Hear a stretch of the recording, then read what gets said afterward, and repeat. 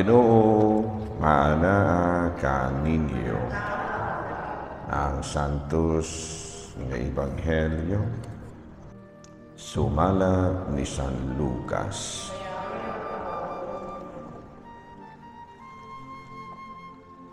Si Jesus mingon sa iyang mga tinunan, mianhi ako aron pagpadilaab sa kalibutan ug pagkaayunta kung kini mo silaog na. May bunyag nga ako pang dawaton, ug dili ako mahimutang hangtod matuman kini. Naghuna-huna ba kamo nga mianhi ako aron pagdalag pakigdait nganhi sa kalibutan? Tuganan ko kamo dili pakigdait. Ang akong gidala kung dili pagbahin-bahin. Sukad karon ang usa ka panimalay nga may 5 ka sako. Pabahin, 3 batok 2 ug 2 batok 3. Ang amahan makigbatok sa iyang mga anak kalalaki ug ang mga anak kalalaki makigbatok sa ilang amahan. Ang inahan makigbatok sa iyang anak kababayi ug ang mga anak kababayi makigbatok sa ilang inahan. Ang ugangang babayi makigbatok sa iyang mga binalayi ug ang mga binalayi makigbatok sa ilang ugangang babayi. Mga igsuon ko diha ni Kristo ang Ebanghelyo sa Ginoo. Manglingkod sa magajud kaayo. So today we will be reflecting on some important points related to the gospel. First is, let us talk about division. Muna gisulti ni Kristo. Tugaran ko kamo, dili pakigdait ang akong gidala, kung dili pagkabahin-bahin. So kining pagkabahin-bahin, division, mo resulta gyud kini because of our choices. Because all of us have different kind of choices. May mga ikinigong pagka-Kristiyanos, everyday, mupili manggunta kung unsay buhaton. No? Mana siya nga, usahay, dili magka-uyon ang atong mga choices, especially in the family. Muna nga, dunay mga gitawag na to difference, mga division. Ingon niya na. So, normal na siya. Matod pa ni Kristo, no? That's normal. Kaya nga naman, lahi-lahi malagit ang choices. Muna nga, labi na lahi-lahi tabitaw o gitawag na to brought up sa kinabuhi. Muna nga, mas maayog yun, unta, nga sa usa ka pamilya, no? Puros gyud mo hinimbahon. No? Puros gyud mo parehos sa mong orientation ba? Ang inyong orientation parehos ra. No, mana nga mayo nga naiusa nga hinimbahon, mas mayo nga tanan hinimbahon. Aron nga ang inyong mga orientation, ang inyong mga decision making, more or less, puro parehos ra. Kay binasi man sa pagtulunan ni Kristo. Pero kung ikaw lang usa mo hinimbahon, kining usa lahi ra pud ning iya ha, kining usa lahi ra pud ni, doon gitawag na to conflict of interest. Magkabahin-bahin gid mo. No? Gawas kung naay usa nga magpahawod-hawod. Gawas kung adunay usa nga magpahawod-hawod, dili gid mo magkabahin-bahin. Kaya nga naman, magsunod-sunod ra man ang uban. Pero kamong tanan sa pamilya, mupakita gyud pud mo sa inyohang, mupataas pud mo sa inyohang kuan ba? Kanang itawag na to garbo, magkabahin-bahin gyud mo. Not necessarily siguro nga kanang mag-away gyud mo, pero sometimes ikaw nga gapatuo-tuo wala kay suporta. So you will walay ang imuhang mga plano matuman man tuod, pero ikaw ra pod. Nga naman may di man ganahan di man ganahan ning uban sa imuhang plano. Wala man to ini sopak, pero ikaw rang usa. Klaro? Ikaw magpahawod-hawod ka, walay mo sopak. Pero ikaw rang usa, walay mo tabang nimo. wala kay suporta kay in the first place dili mo parehos og orientation. Una mo nang gisulti ni Kristo. So kinahanglan di ay nga doon na kita parehos tag orientation sa pamilya, amahan, anak, bana, tanan. Bisan ang inyong helper. No, kay og lahi pag orientation ng inyong helper, sango gihapon mo din na. Doon ako'y nailahan nga kanang akong gitawagan ba. Kaya na order ko kanang manug welding. Ang nakatubag helper. Sus ang tinubagan kay kuan man kaayo kana bang murabag arugante ingon ni ana muni mo na kana batang singkahan ang naa sa telepono kay gikapoy na daga yung taon to. Akong giingnan ako amigo nga i-orient ng imong helper munay makadaot sa imong negosyo. Nakabantay ka na mga dagkong kompanya pagtawag nimo pagka hello good morning can I help you? Anak gid ba kay at least kato iya ha hello kinsa man ano man di ay choose disgrasya siyang negosyo ining pormaha no ang nya kana imong negosyo mutawag na ba yan ng customer o nya mo nang tinubagana na tapos yun na imong negosyo so gitistingan lain wa gipatawag mao gyud ang ilisan ikaw ha bahala naay mo tabag ayaw yung tubag.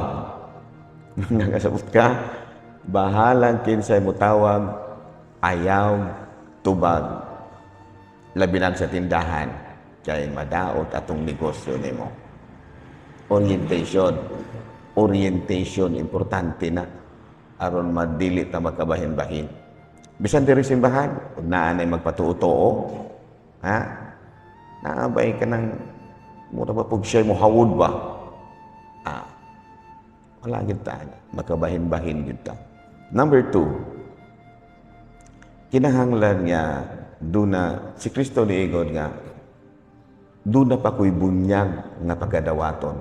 Duna pa ko'y bunyag. In other words, unsa ganito ng bunyag? Kanang gibunyagan taon sa ganito ta? We are being baptized as priest, prophet, and king. Muna nga nung gibunyagan ka. Muna siya gitawag natong kahulugan nga nung gibunyagan ka. Nahimo kang usa ka pari, nahimo kang propeta, nahimo kang usa ka hari. Naisip usa ka pari, isip binunyagan, you are supposed to pray. Kaya ang pari, mag-ampo magina. You should offer prayers. Magkanggyo ka mo, gahinggyo kag panahon sa pag-ampo. Kaya mo muna apil naman na sa package nga nung gibunyagan ka. Mo nang uban, pang baptismal certificate ramong ginangyanan. Nga nung gapabunyag man ka, ay gikinahanglan man go dito sa kuan. Kini, mulukata o birth certificate. Ito, pang-baptismal certificate nga. No. Sa dihang ibunyagan ka, gitagaan kang katungod nga makampo. Dunggo na sa Ginoo ang imong mga pag-ampo kay binunyagan man ka. You are now a member of the Christian family. And second is you are baptized as prophet. Chato pa expected unsa man ang propeta musulti na mo communicate sa pagtulunan ni Kristo. Mo communicate ka ba? Sumo po na. Naisip Kristiyanos, you should communicate the teachings of Christ. Kanya, communication gani, dili lamang pinaagis pulong. Hindi pinaagi po sa buhat and many other kanang gitawag na to ways of communicating. So, communicate ka, dili ra sa pulong, dili pinaagi po sa buhat.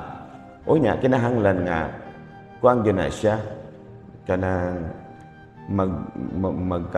magkaparihas yun na, aron masabtan ka ba? No, na kanang itawag ito nato sa English, muku-inside yun na ang imong gisulti sa imong binuhatan. Doon na ba gitawag na to ah, sana mo coincide lagi mo coincide ba parehos di kay may kay kag may magsigig ampo pero ang imong binuhatan lahi ra pod sa imong pagka-Kristiyanos. And the third is king. Sa man ang king? Pangalagad. Kita mga hari mo na gitawag sa in English og servant leadership. When it comes to being a king, servant leadership ang buti pasabutana. Mo man sa Kristiyano sa Kristiyano sa pagtulunan nga mga lagad ka. Kung wala mo sabti sa uban, daghang wala kasabutana.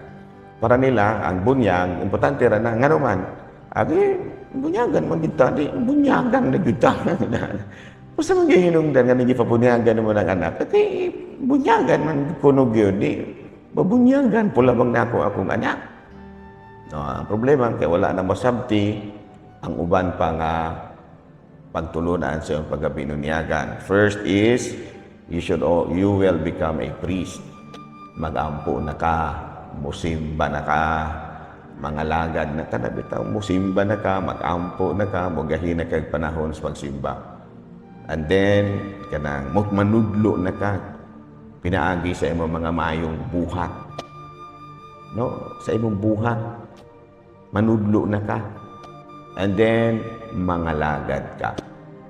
So, mag-ampo ka, no? Sa may sunod, manudlo ka, pinaagi sa imong mayong buhat, ug ikatulo, mga lagad ka, isip usa ka Kristiyanos. Muna siya meaning sa imong bunyag. Di kay ay ngano po bunyagan man gyud mo na imong anak man, makig-away ka man gyud. Okay, mo man gyud na siya. Kanang bata pabunyagan man gyud na. Arang-arang na lamang bisag wala kasabot at least di pabunyagan. Kaya doon na may uban nga uli tao na wag hapoy bunyag. Ana. And the third is, you should be committed to it.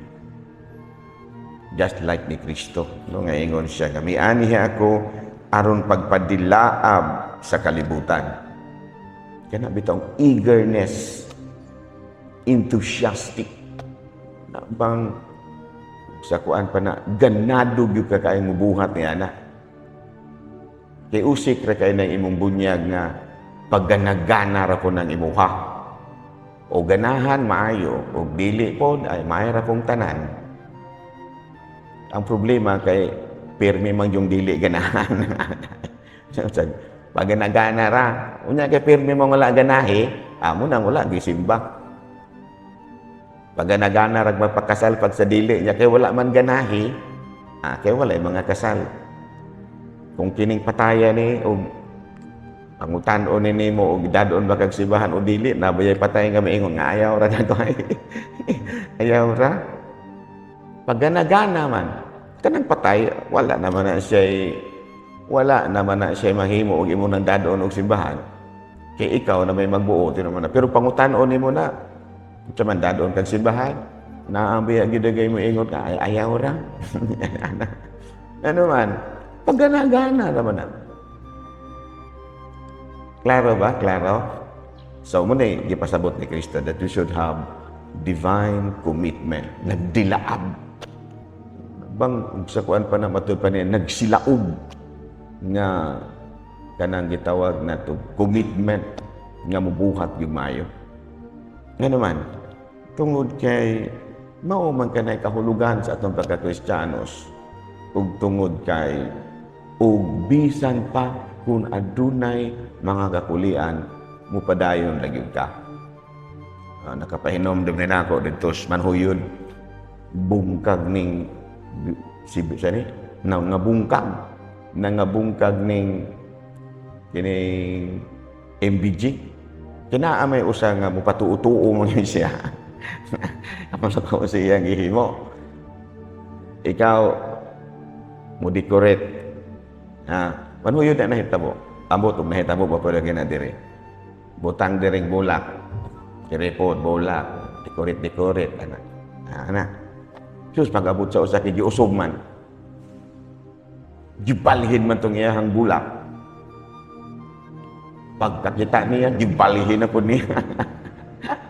Luoy kay ning bulak. Sigig pasapasan. Ala, dito na po. Hangtod nga sila bungkang may rapod giilisag lain. No, si padre na dili na MBJ ko ana lamang katong mga pinalihog na lamang. Mga pinalihog na mo decorate kay kung MBJ away man hinuon kay wala man sila gitawag og unity. Wala man. So, nabungkang. Niingon si padre, may rapon. Wala na malik. Yan naman. Di man sila magkasinabot sa iyo, di man sila magkauyon. Uy, nahitabo. Dili karong bago, dugay na. Idugay na mo ko simbahan sa Banhoyod. Ingon ni Ana. Klaro? So, na siya to. Sa ato adere, kita mo, daghang kay mga walay simba. Siguro, ibutang diri sa ayungon, sobra katunga ang walay simba. Mas daghan ang walay simba kaysa nanimba. Mabalaan man nato na kay musimba mga Pasko. Pasko manimba man kay ano ko kay manimba mag Pasko. Pero mga during Sunday siya lang ingaw gaya. So ingon ni Ana. So makaingon ta nga do na pagiwa makasabot kung unsa gini siya. As Christians kining gipagsulti ni Kristo. Manindog palihog.